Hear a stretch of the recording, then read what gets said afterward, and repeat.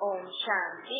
अजंता में कृष्ण बाबा मधुकम द्वारा संतान के मुख्य भारत बाबा जी का की हानि सृष्टि से रहेंगे असांखे न दुनिया में रहेंगे हुए वो खुशी की पूरी खाए। न दुनिया में न माण्हू कोई माण्हू उथजे ई पहिरियों गोरी खाए, दवाई खाए। अब दवाई से हलन था, भाॼियूं भी अॼुकल्ह दवाई सां ई पकनि थियूं। छो कि प्रकृति दिन प्रतिदिन परिवर्तन थी थींदी वञे। कॾहिं कीअं आहे प्रकृति। भाॼियूं पकनि नथियूं, उन्हनि खे न सुई लॻाए करे पकाइनि। कोई त नेचुरल पकी वेंदियूं आहिनि, कोई न बि पकंदियूं। बाबा चवंदा है ॾिसो हर हिक चीज में अॼुकल्ह माण्हू दवाइयूं यूज ई करनि था, छोकि कीड़ा बि पइजी वेंदा आहिनि त हुनजे लाइ बि दवाई विझणी पवंदी आहे। पेड़ पौधनि में बि माण्हू ॾाढी दवाइयूं विझनि था। पेड़ पौधनि में बि कीड़ा चीटियूं सभु थी वयूं। बाबा चए थो हिन समय न ये कलयुगी दुनिया जो फ्रूट आहे दवाई। न फ्रूट खायो त तंदुरुस्त रही। ॾिसो इन दुनिया में दवाइयूं भी केॾी रंग बिरंगियूं, केॾी अलॻि अलॻि शेप जी मिलंदियूं ऐं अलॻि अलॻि टेस्ट भी हूंदी आहे। जीअं ॿारनि खे कोई दवाई ॾींदी न त अलॻि अलॻि टेस्ट वारी, त ॿार सोचदा आहिनि हा हिन टेस्ट जी दवाई आहे त वठी वठंदा। ॿियो अलॻि अलॻि शेप जी हूंदी, चूसण वारी हूंदी। इंजेक्शन हूंदो आहे, इंजेक्शन लगायो त झटि जल्दी ठीक थी वियो। कलयुगी दुनिया में न असांखे परमात्मा चईंदो आहे कलयुगी फ्रूट आहे त इहे वठिणो पवंदो। ख़ुशी सां वठो त तव्हांखे ॾींहं में 4-5 दवाइयूं, घणियूं बार बि तव्हांखे दवाइयूं वठिणियूं थी पवनि त सोचो भई मां इनखे खाई करे मुंहिंजो शरीर तंदुरुस्त रहे। वो तो शरीर की दवाई फ्रूट वठो। असांजी आत्मा सदा खुश कीअं रहे, छोकि हिन समय हर घड़ी कुछ न कुछ अहिड़ी ॻाल्हि दिखाए में ॾिए थी। कॾहिं असां शांत आहियूं त कुछ आवाज़ थी अचनि, एम्बुलेंस जी आवाज़ ईंदी, घर में कोई लड़दा बिगड़दा या ॿाहिरां कोई आवाज़ ईंदी, या टीवी खोलो त कोई लड़ाई झगड़े जी आवाज़। हर जाते ॾिस शोर शराबो ई आहे।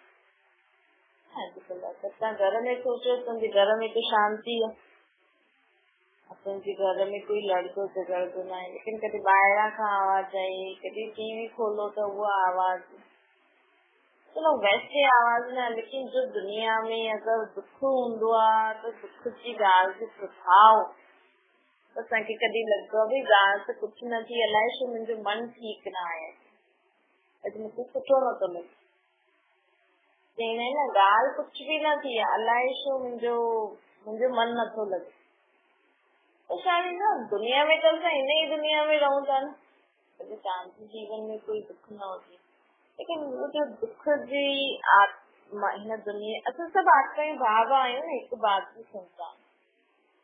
जॾहिं दुनिया में कोई भी आत्मा दुखी थींदी आहे न ऐं हुनजो दुख अगरि दुनिया वारा ॾाढो अफ़सोस था वञनि वीचारे सां ॾाढो।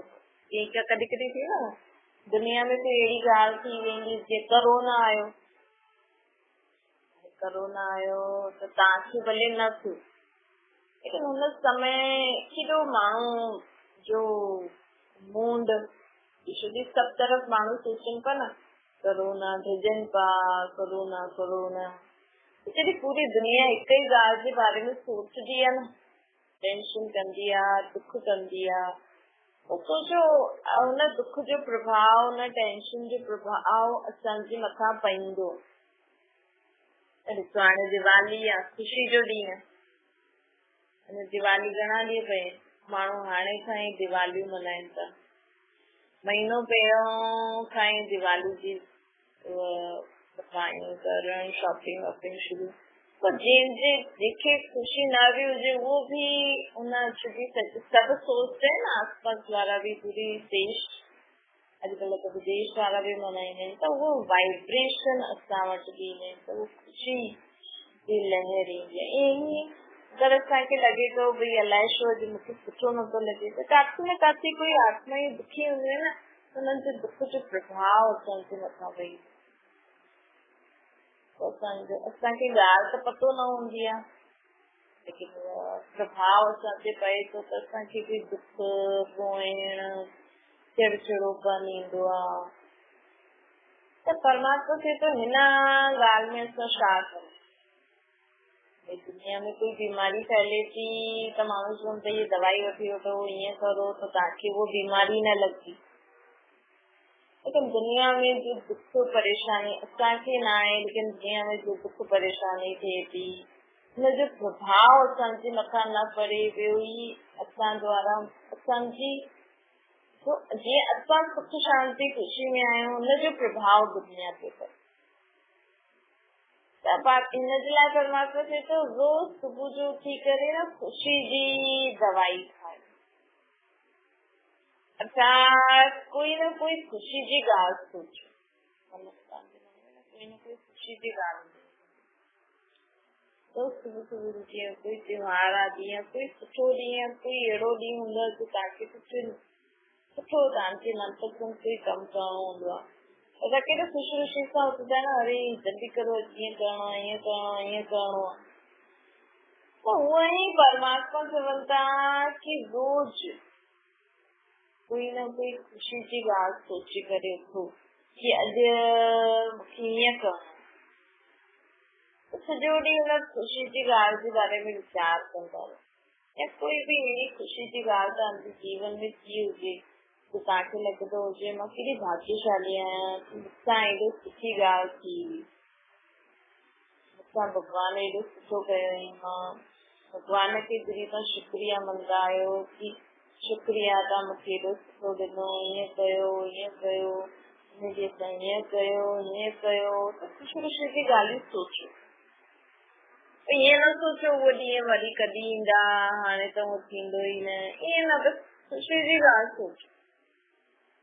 त तव्हांखे अगरि ईअं लॻे थो वरी कीअं ईंदा ईअं, त तव्हां कोई बि खुशी जी ॻाल्हि सोचो। सभिनि वटि खुशी जी ॻाल्हि हूंदी आहे, लेकिन हिन समय न माण्हू पंहिंजी दुख परेशानियुनि जी ॻाल्हियूं जल्दी मन में ईंदियूं। अॼु कंहिंखे चओ सुठी ॻाल्हियूं करो न, सुठी ॻाल्हियूं, अरे असांजे जीवन में त ईअं ई आहे, बल्कि रोज़ सुठी ॻाल्हियूं माण्हुनि जे जीवन में थियनि थियूं। ॿियो कुझु अगरि खुशी जी ॻाल्हि तव्हांखे यादि थी अचे त तव्हांजी कोई फेवरेट चीज खाइण जी खायो, उनमें पंहिंजे पाण खे बिज़ी करो। अगरि तव्हांखे उल्टा सुल्टा वीचार अचनि था, ईअं अचनि था, त तव्हां कोई खाइण जी चीज जे बारे में सोचो, या हुनखे ठारायो, वठी अचो, या ठारायो, या तव्हां नथा खाई सघो त ठाहे करे या वठी करे ॿियनि खे खारायो, उनमें बि ख़ुशी मिलंदी। अगरि तव्हांखे कुझु खाइण जे लाइ चलो मना आहे, लेकिन तव्हांजे जीवन में दुख परेशानी आहे न, त उहो कुझु बि न, त कुझु खाइण जी चीज तव्हांखे जो सुठी लॻंदी हुजनि, या कोई त उहा वठी करे पंहिंजे संबंधनि खे बांटो, उन्हनि खे खारायो, ॿाहिरि माण्हुनि खे खारायो। जीवन में न असांखे कंहिं न कंहिं रीति सां ख़ुशी में रहणु अचणो खपे, छो जी हिन समय असांजे लाइ बि ज़रूरी आहे, दुनिया जे लाइ बि ज़रूरी आहे। छो जी ॾिसो माण्हू कोई न कोई, हर हिक जे जीवन में कोई न कोई दुख परेशानी आई। अगर जे माण्हू के जीवन में दुख परेशानी न होंगी है तो वो ॿियनि जो दुख परेशानी के बारे में सोचे करे दुखी थींदो रहंदो, परेशान थींदो। उसका फ़ाइदो तो कुछ न आहे, ॿियो ई तव्हांजो शरीर ख़राब थी वेंदो, ॿियो ई तव्हांखे डॉक्टरनि वटि चक्कर खाइणा पवंदा, वरी कलयुगी फ्रूट त तव्हां पैसा होॾे तव्हां ॾियो, जेका सुठो त तव्हां हुन पैसनि सां माण्हू ॾिसो पहिरियों मिली जुली करे खाईंदा हुया, घुमंदा हुया, चलो तव्हां हाणे घुमी न सघंदा आहियो, मिली जुली करे खाई न सघंदा आहियो, छो अॼु हर हिकु पंहिंजो पंहिंजो जीवन जीअण थो चाहे, ऐं अॼु हर हिक खां कुझु भई मिली जुली करे खाइण त खाइणो बि पवंदो, उहो पुॼे नथो छोकी सभिनि जो शरीर बि ईअं थी वियो आहे, ई कंहिंसां दोष बि न ॾेई ऐं कोई कंहिंजी कंहिंसां रहे थी, कंहिंजी कंहिंसां नथी रहे, अगरि सभु मिली जुली करे खाऊं पीऊं सॾ बि करायूं त कंहिंजी कंहिंसां ठहे न, फालतू माहौल ख़राब थी वेंदो। चलो उहो न तव्हां इहो काफ़ी जंहिं सां बि तव्हां ठहो था, जंहिं सां बि तव्हांखे सुठो थो लॻे, उन्हनि सां न बि था मिली सघो त बि ॿिए कंहिंखे कुझु न कुझु खारायो, कुझु न कुझु सुठी सुठी ॻाल्हियूं करो, खेल कूद करो। ॾिस ॿुढा माण्हू बि खेल कूद कनि, हिते माण्हू थोरो बि वॾो थी वेंदो आहे न, ॿार 10th क्लास में अची वेंदे न, चईंदो अरे असां त वॾा थी विया। ये टीवी मोबाइल खे छॾे करे थोरो सो घर में खेल कूद जो माहौल रखो, कुझु न कुझु खेॾो, कुझु न कुझु सुठी सुठी चीजूं करो। अॼु माण्हू बि चओ घर में सिलाई करो, ईअं करो, पहिरियों माण्हू कीअं कंदा हुया, सिलाई कंदा हुया, कढ़ाई कंदा हुया, पेंटिंग कंदा हुया, कुझु न कुझु ठाहींदा हुया मिली करे। असां ईअं छो करूं, असांजी कमी थोरी, असां वटि पैसो आहे, पैसे जी ॻाल्हि कोन्हे, हिकु खे बिज़ी रखण जी ॻाल्हि आहे। दुनिया में ॾाढी सुठी सुठी ॻाल्हियूं आहिनि, दुनिया में माण्हू ॾाढा सुठा सुठा कम कंदा आहिनि, जंहिं वटि पैसो आहे उहो बि माण्हू सोचंदो आहे न असां कमु करूं, कुझु न कुझु कमु करण सां छा थींदो, मन बिज़ी रहंदो, पोइ ख़ुशी ख़ुशी जी ॻाल्हियूं बि ईंदियूं आहिनि। छोकी अॼु घर में त ख़ासि करे ईअं ई थी वियो, भई घर में माण्हू सभु चाहे थो असां अकेला अकेला रहूं, पोइ कम बि मायूं थी करनि। पोइ ॿुधायो इंसान कीअं जींदो, छोकी असां हिन ख़ुशी ते आया ई खेल खेॾण आहियूं। पोइ माण्हू मोबाइल ते हिक ॿिए सां वेही करे ॻाल्हाए थो, टीवियुनि ते करे थो, त हुन सां अखियूं ख़राब थी थियनि, शरीर नथो हले त बीमारियूं थी थी वञनि। पोइ माण्हू टीवी ऐं मोबाइल ओतिरो ई में होॾो ख़र्चो थो करे, पोइ जेकी रोटी थो खाए उहो पचे नथी। तो हर हिकु ॻाल्हि जो नियम आहे न भई, ऐं माण्हू एसी लॻाए करे घर में वेही थो, ॿाहिरां जी हवा न खाईंदो त बीमार थी वेंदो। जीअं जीअं साइंस जी चीजूं वधनि था थियूं, मोबाइल, टीवियूं, एसियूं, असांखे सुख बि ॾींदियूं आहिनि त दुख बि ॾींदियूं आहिनि, इन करे न लिमिटेड यूज़ कंदा।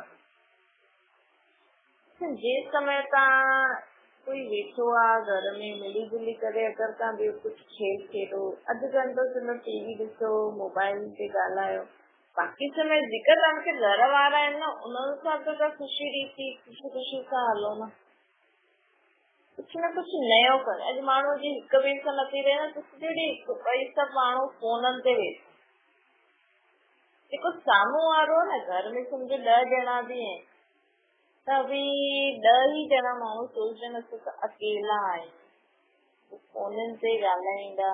अॼुकल्ह माण्हू फोननि ते ख़ुशि आहे, फोननि ते हिक ॿिए सां ॻाल्हाए ठीकु आहे, लेकिन उहे जंहिंसां फोन ते थो ॻाल्हाए उहे सम्झे घर अचे न त हुन सां एॾो न ॻाल्हाईंदा, पसंदि न कंदा, छोकी साम्हूं हूंदो आहे न त कुझु न कुझु गड़बड़ी या ईअं ॾेखारे, इहे माण्हू खे फोननि ते सुठो थो लॻे ॻाल्हाइण, लेकिन इन सां नुक़सान बि आहे।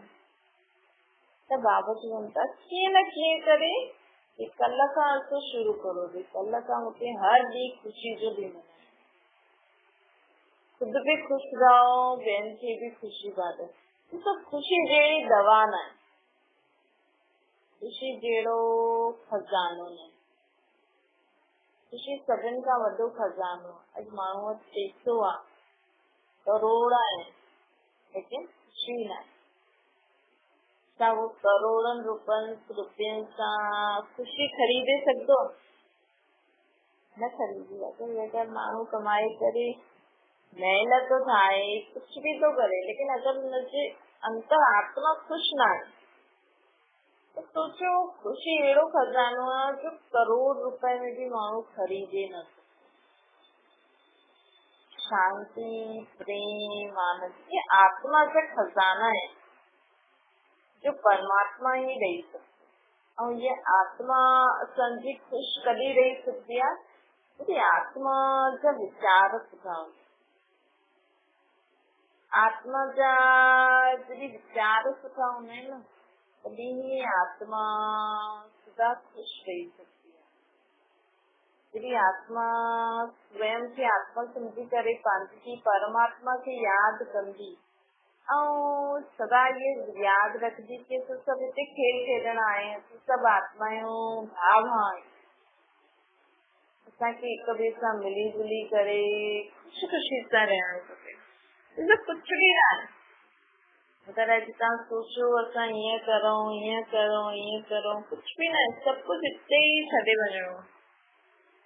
तव्हांजा चीज़ूं, पैसो, घर, जी संपत्ति जी संबंधित जे लाइ तव्हां एॾो अहंकार करो था या खुद खे वॾो था सदाए बि असां वटि इहो आहे ऐं ॿियनि सां असां उन्हनि चीज़ुनि जे कारण संबंध नथा निभाए सघूं। सुठी रीति कुझु न आहे। अॼु तव्हां हिन शरीर में आहे, कल्ह हिन शरीर खां निकिरी वेंदो त उहे चीज़ूं बि हिते रहिजी वेंदियूं, कुझु सुख बि न वठी सघंदा।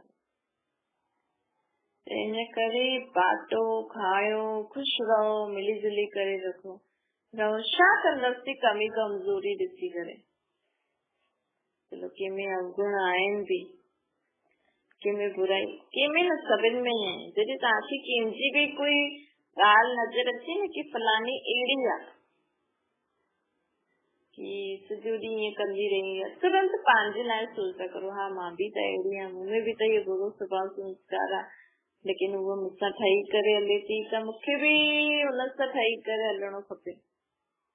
अॼु कॾहिं तव्हांखे लॻे अरे ॿार पढ़े नथो, मञे नथो, जिद थो करे, पढ़े, छा करूं, अहिड़ो आहे, तुरंत सोचो अरे मूं में बि त अहिड़ी ॻाल्हि आहे, त उहो ॿार मूंसां बि त एडजस्ट करे हले थो न।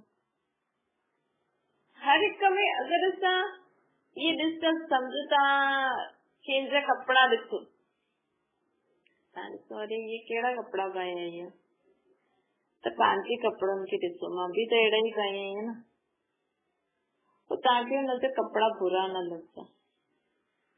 अगरि साम्हूं वारो रोज क्रोध थो करे त पंहिंजे अंदर बि ॾिसो भई मां बि त ईअं कंदी आहियां न रोज, त तव्हांखे हुनजो क्रोध करणु उहो न लॻंदो, तिखो न लॻंदो, ख़राब त हुन सां परेशान न थींदो।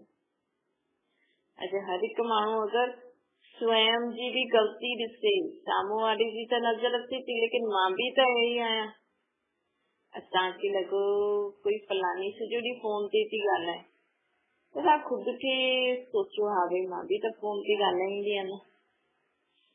ऐं अगरि सोचो कि घर में निकिती थी नथी हले, फोन ते ई थी ॻाल्हाए, फोन ते सुठी आहे, त ईअं सोचो चलो फोन ते त सुठी आहे न, आत्मा खे जीअणो आहे न भई न, हाणे हुनखे फोन ते ॻाल्हाए करे जीअण सुठो थो लॻे त ठीकु आहे भई, तो फोन ते ई ॻाल्हाए ऐं जी ख़ुशि रहो, लेकिन शांत रहो, कुझु ग़लति कमु न करे माण्हू। पहिरियों माण्हू सोचंदा हुया अरे कोई ॿिए धर्म वारे सां ईअं शादी आदि कंदो हुयो त सोचंदो हुयो अरे इहे त हिन सां ॿिए धर्म में शादी थी करे, लेकिन परमात्मा खे चवंदा सभु आत्मा आहियूं, छा पतो हुनजो हुन सां लेणो ॾियणो हुजे हुन आत्मा सां। लेकिन सुठो माण्हू हुजे त ठीकु आहे, लेकिन कॾहिं कॾहिं कंहिंजे प्रभाव में अची वेंदा आहिनि, ग़लति संगत में अची वेंदा आहिनि, धोखो खाई सघंदा आहिनि, इहे ध्यानु ॾियणो खपे। ऐं अगरि सम्झो इहा ग़लति माण्हू आहे, कोई ॿार अगरि ग़लति माण्हू सां लॻल ऐं शादी थो करणु चाहे त हुनखे असां जेतिरो मना कंदा आहियूं न उहो ओतिरो कंदो, ओतिरी खिचावट थींदी आहे, त हुनखे चओ ठीकु आहे कर, कुझु बि थिए त असां तोसां गॾु आहियूं, लेकिन ईअं न चओ भई तूं ईअं कई त तूं ॼाण न। पोइ छा थी न उहा आत्मा खे जल्दी सम्झ में अची वेंदी आहे, ऐं अगरि असां मना कंदा आहियूं न त हुनखे सम्झ में न ईंदी आहे, त उनखे लॻंदो आहे मूंखे मना था करनि। इन करे परमात्मा चईंदो ॾिसो हरे कृष्ण जी असांजी आत्मा जो धर्म ही शांति है, पवित्रता है। असां हर ॻाल्हि में सुठो सोचे करे शांति सां हर कर्म करूं। ॿार नथो पढ़े, नुंहुं नथी मञे, ससु सॼो ॾींहुं थी करे, ॿार नथा, पुट नथा वञनि, पति ईअं थो करे, शांति सां। छोकी परमात्मा चईंदा असांजो धर्म शांति आहे। तव्हां हिकदमि शांत रहो। पोइ सोचो भई बाबा तव्हां चईंदा शांति सां कमु वठो, हाणे अचो इहे कार्य सफल करायो। शांति जी शक्ति खे चओ, शांति जी शक्ति अची इहे कार्य सफल कराए। कीअं असां ॿारनि खे शांति सां संभालो, तव्हां इहे करे ॾिसो। इन सां तव्हां में बि शांति ईंदी आहे, घर में बि शांति ईंदी आहे। छोकी घर में अगरि जो माण्हू वॾो हूंदो आहे, जो निमित हूंदो आहे न संभालण लाइ, अगरि उहो ई अशांत रहे न घर में, पोइ जास्ती अशांति फैलदी आहे।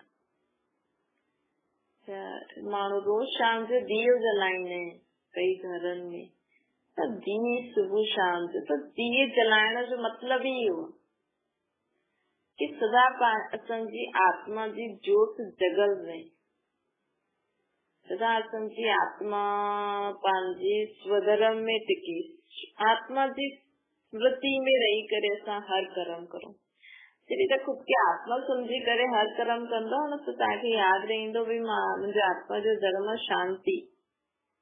जीअं मां तव्हां पंहिंजे शरीर खे ॾिसंदा आहियो, सोचदा आहियो न हा भई मां फलानी, मां सिंधी आहियां, मां पंजाबी आहियां, मां मुस्लिम आहियां, त पंहिंजे धर्म अनुसार माण्हू कंदो, अरे मां त मुस्लिम आहियां, मां अहिड़ा कपिड़ा कीअं पाए सघंदी आहियां, मूंखे त बुर्को ई पाइणो। त उहो ई जॾहिं तूं सोचोसि न मां त आत्मा ई आहियां, ऐं मुंहिंजी आत्मा जो त धर्म हूंदो ई आहे शांति। छोकी असांजी आत्मा शांत स्वरूप शांति धाम में रहण वारी असांजो पीउ बि शांति जो सागर आहे। ऐं हिन दुनिया में शांति सभिनि खे सुठी लॻंदी, थोड़ी देर शांत सब रहना चाहिए। छोकी असांजो घर ही शांति जो स्थान है, जाते इलाही शांति रहंदी है, कोई शोर शराब। छोकी असां वटि शरीर ही न मथे, शरीर तो असां हिते छॾे वेंदासीं न, कोई भी आत्मा मथे थोड़ी शरीर खणी वेंदी आहे। माण्हू चईंदा आहिनि देवी देवता ये सब भगवान मथे रहंदा आहिनि, मथे काथे शरीर सां थोड़ी रहंदा आहिनि, वो त मथे त आत्मा ई निराकार रूप में रहंदा आहिनि। शरीर त 5 तत्वनि जो ठहियल आहे, त हिन ई सृष्टि जे शरीर मिलंदो न असांखे, मथे काथे मिलंदो। तंहिंजे करे परमात्मा चईंदो आहे असांजी आत्मा खे शांति, प्रेम, पवित्रता, खुशी, आनंद ये सुठो लॻंदो आहे। छोकी असांजी आत्मा जा निजी गुण ई आहे शक्तिशाली, सदा निर्भय रहण, सदा शक्तिशाली रहण, सदा सभिनि जे लाइ शुभभावना शुभकामना करण, इहे असांजी आत्मा खे सुठो लॻंदो आहे। त हिन समय सभु देह अभिमान वश थी विया आहिनि न, भई देह अभिमान हूंदो आहे तॾहिं त माण्हू सोचदा आहिनि अरे हीअ असां सां एॾो बुरो थी करे, असां छो हिन जे लाइ सुठो सोचूं। जॾहिं असांखे ईंदो आहे न भई हीअ असां सां बुरो थी करे, मां छो सुठो सोचां हिन लाइ, मां बि हिन लाइ बुरो ई सोचंदमि। उन समय असांखे पंहिंजी हिन देह जो अभिमान आहे कि मां उहो मूंखे ईअं थी करे त मां छो न करां। लेकिन जॾहिं असां आत्मिक स्मृति में हूंदासीं न, त असांखे साम्हूं वारी आत्मा कुझु बि ग़लति चईंदी कंदी त असांखे बुरो न लॻंदो, असां ॿियो ई हुनजे मथां रहम कंदासीं। छोकी आत्मा जो निजी गुण आहे रहम करणु। हाणे अगरि तव्हांजो संस्कार ई आहे सभिनि जे मथां चिल्लाइण, त तव्हां हर हिकु ॻाल्हि ते चिल्लाईंदा ई चिल्लाईंदा, लेकिन उहो असांजी आत्मा जो धर्म न आहे। असांजी आत्मा खे सुठो नथो लॻे, उहो असां पंहिंजे देह अहंकार में आहियूं, भई मां वॾी आहियां, मूंखे कोई ईअं न थी सघंदो आहे। त जॾहिं असां ईअं कंदा आहियूं, या नंढो ॿार बि कॾहिं कॾहिं कंदो आहे कि न मूंखे कोई न थी सघंदो, ईअं कंदो आहे, त उन समय उनमें बि देह अहंकार आहे, विकार आहे। इहो बि त पंहिंजी आत्मा खे स्मृति में रखंदव त आत्मिक धर्म आई शांति, प्रेम, पवित्रता, त असां पंहिंजे हिन ई धर्म जे हिसाब सां हलंदासीं। ये असांखे खुद सां प्रॉमिस करणो खपे, प्रतिज्ञा करणी खपे कि मां सदा पंहिंजे धर्म जे हिसाब सां ई कम कंदमि, कॾहिं बि पंहिंजे आत्मिक धर्म जे विपरीत कम न कंदमि। मुंहिंजी आत्मा जो धर्म ई आहे शांति, पवित्रता। त मां सदा हर कर्म शांति सां ई कंदमि। मां सदा हर कर्म पवित्र रही करे कंदमि। कोई भी पवित्रता मतलब फालतू सोचण भी अपवित्रता है। फालतू ॻाल्हाइण, आलस्य, अलबेलोपन करण, ये सब भी अपवित्रता है। काम, क्रोध, लोभ, मोह, अहंकार, ईर्ष्या, द्वेष, नफरत, घृणा, रुसण, चिल्लाइण, ये सब आसुरी अवगुण है। त असां आत्मायूं हिननि जे वश थी वियासीं, पहिरियों हिन जी कैद में थी वियासीं। हर परमात्मा चवनि था कि सदा मूंखे यादि करे हर कर्म करो, कोई भी कर्म पंहिंजे धर्म जे विपरीत न करो। जीअं तव्हां पंहिंजे देह जे धर्म जे विपरीत कोई कम न कंदा आहिनि, हीअं सम्झो आत्मा जो धर्म शांति ऐं पवित्रता जे धर्म जे विपरीत कोई भी कम असां अॼु खां हाणे खां न कंदासीं। ये खुद सां प्रतिज्ञा करो, तॾहिं असां जीवन में सदा खुश रहंदासीं। ऐं रोज खुशी जी गोली खायो, अर्थात कोई न कोई खुशी जी ॻाल्हि बुद्धि में धारण करे रखो, सदा खुश रहंदा। अच्छा, मीठी मीठी सिकल जे ॿारनि प्रति माता बाप दादा जो याद प्यार और गुड मॉर्निंग। रूहानी बाप जी सभिनि रूहानी ॿारनि खे नमस्ते। संजी भी रूहानी माता बाप दादा की याद प्यार, गुड मॉर्निंग और नमस्ते वरदान है। खुशी जी गोली व इंजेक्शन द्वारा स्वयं जी दवाई स्वयं करण वारा नॉलेजफुल था। बाबा चवनि था ब्राह्मण ॿार पंहिंजी बीमारी जी दवाई स्वयं ही करे सघंदा आहिनि। जेकी आत्मायूं पवित्र रहंदी है न, वो खुद जी दवाई खुद ही करे सकती है।